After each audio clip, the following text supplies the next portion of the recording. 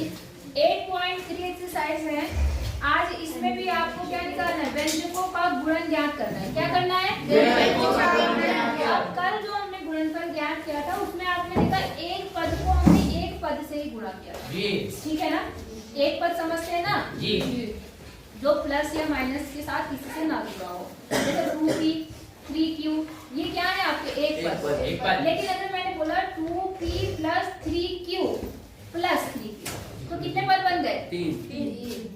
2p plus 3q कितने पद बने? 2। जितने प्लस या माइनस से अलग होते रहेंगे वो पूरे पद बनते रहेंगे। तो कितने पद हो गए वो? 2। नहीं आई बात? तो अब हम एक पद का या दो पद के या तीन पद के गुणनफल देखेंगे। बात समझ में आ गई? तो जैसे इसमें पहला सवाल है, क्या है इसमें देखो 4p इसको मल्टीप्लाई करना है आपका q प्लस r से। किससे करना है? q plus r। समझ गए? तो आपको मल्टीप्लाई करने के लिए क्या काम करना है, आपने लिख दिया 4p और गुणा, तो ये दो पद तीन पद वाले ये ब्रैकेट में लिखना। किसमें लिखना? ब्रैकेट। यहाँ पे आ गया आपका q प्लस r। समझ गए? क्या आ गया यहाँ पर? q प्लस r आ गया। अब देखो क्या होता है गुणा करने का तरीका, ध्यान से समझना। कल वाले सवाल सबने करें जी। आपको क्या काम करना पड़ता है, एक बार इसको इसके साथ गुणा और एक बार इसको इसके साथ गुणा। तो जब आप इसको इसके साथ, अभी मैं फिलहाल ऐसे लिख देती हूँ 4p और साथ में क्या आ जाएगा q और प्लस यहाँ पर भी इसको इससे गुणा करेंगे तो कितना आएगा 4p प्लस प्लस नहीं r। आई बात समझ में? तो ये आपका गुणा हो गया, ये आपका क्या हो गया? गुणा।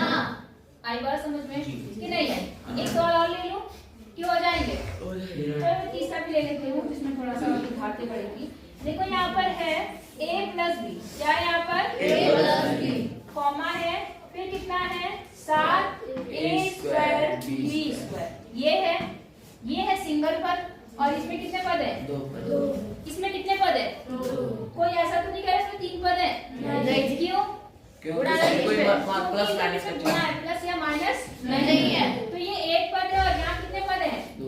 तो इस एक पद को हमें 2 से क्या करना है? गुणा। तो मैंने क्या कहा, जब आप सवालों को लिखेंगे तो आप क्या करेंगे इसमें 7a स्क्वायर b स्क्वायर और इसको किसमें लिखेंगे? ब्रैकेट में। कोई दिक्कत यहाँ तक? आप देखो कितना बना यहाँ पर आपका 7q। जब आप इसको इससे गुणा करेंगे तो इसके साथ में क्या एक बढ़ जाएगा? 3। आप लिख लो पहले 7a square b square into a, लिख सकते हैं जी। फिर प्लस, फिर से ही सारा आएगा 7a स्क्वायर b स्क्वायर और साथ में क्या आएगा? b। यहाँ तक समझ में आ नहीं आया? सही बोलना। अब बस देखो इसको सॉल्व।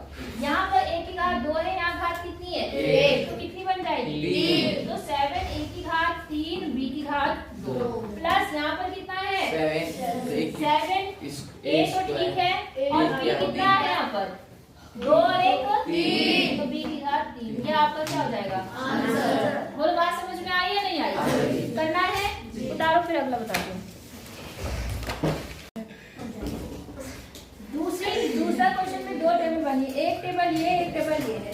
यहाँ एक पद है तो यहाँ 3 पद लिखे हुए हैं, यहाँ पर 3 पद है तो यहाँ 1 पद है, तो ये भी ऐसे गुणा करना है, करेंगे। अब चाहे एक पद को 4 पदों से गुणा करना हो या 3 पदी से गुणा करना हो, किसी से भी गुणा करना हो, तरीका एक ही होता है। लिखना है। जैसे हमने 2 को एक बार इससे करा, एक बार इससे, वैसे तीसरे से भी करना है। नहीं आ रही बात समझ में? किसको आ रही? सबको आ गई जी? बताना है? एक आदि बता दो। दूसरा जी, चौथा कौन सा बताऊं? चौथा। चलो चौथा देखते हैं। चौथे में तो 2 ही पद हैं, तीसरा बता देते हैं। दूसरे का तीसरा, ठीक है? दूसरे की तीसरे में देखिए क्वेश्चन क्या है आपके पास में, p और p को गुणा करना है किससे? 6p minus 7p plus 5। इतना तो आपको दिख रहा होगा, है ना?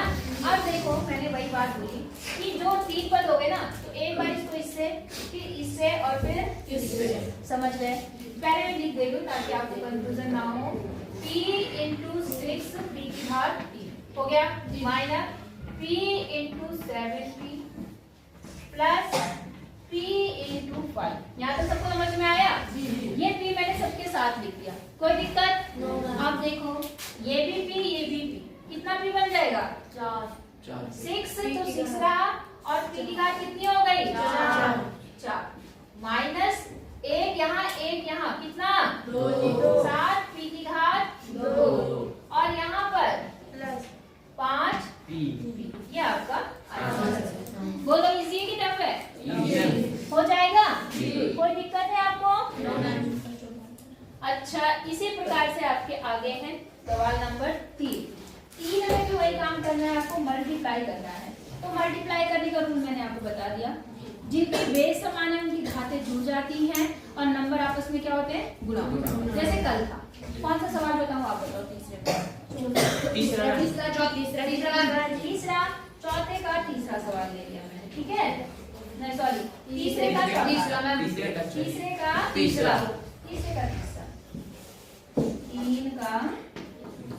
3 ले लिया, ठीक है?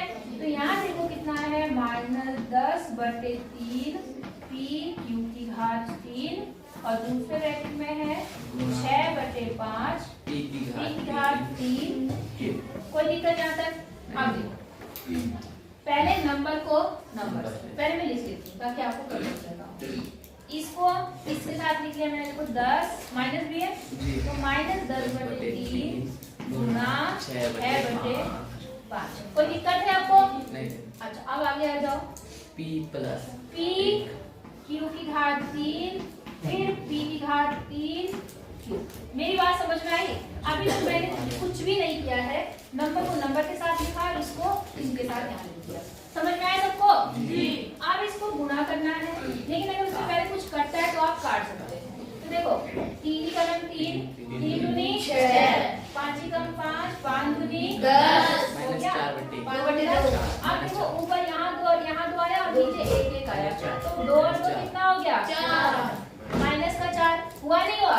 अब देखो यहाँ p कितना है 1 है और यहाँ p कितना है 1। यहाँ p कितना है 1 और यहाँ कितना है 3, तो कितना बन गया p की घात 4 और यहाँ q कितना है 3 और यहाँ कितना है 1, तो q की घात 4 माइनस 4 p की घात 4 q की घात 4 आपका क्या आ गया आंसर। बोल समझ में आया नहीं आया? कोई दिक्कत? करना है तो कर लो, फिर बताती हूँ। आज बेटा तू बता क्या है शिवानी? इतने सवाल करो फिर बाद में बताऊंगी मैं आपको। और ये सवाल मुझे आज करके दिखाना। आई बात समझ में? कल कम बच्चा है मेरे पास दिखाने के लिए, आज करके मुझे सारे बच्चे दिखाएंगे। हाँ जी।